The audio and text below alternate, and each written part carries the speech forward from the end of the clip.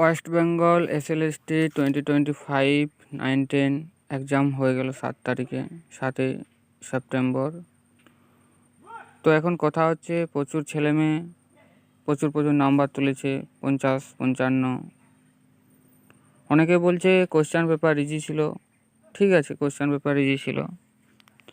কিছু ক্যান্ডিডেট অবশ্যই ভালো নাম্বার পাবে, যারা দীর্ঘদিন ধরে ঠিকঠাক পড়াশোনা করছে, পাওয়া উচিত।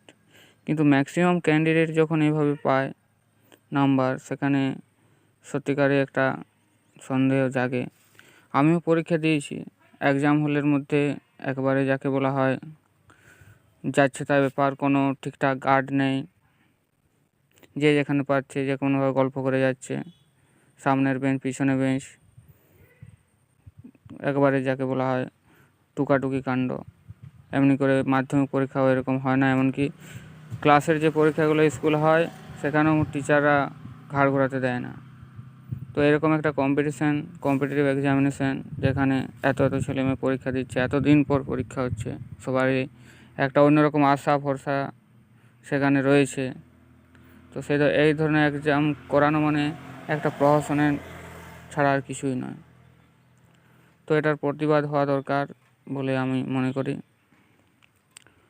কোশ্চেন সোজা হলেই যে এক্সাম হলের মধ্যে সবাই অত নাম্বার তুলে দেবে, এরকম জিনিসটা কিন্তু মোটেও নয়।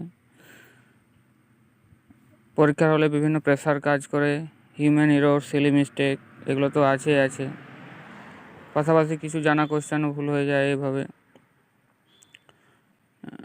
কিছু অজানা থাকে। তো এটার প্রতিবাদ হওয়া দরকার বলে আমি মনে করি। ধন্যবাদ সবাইকে।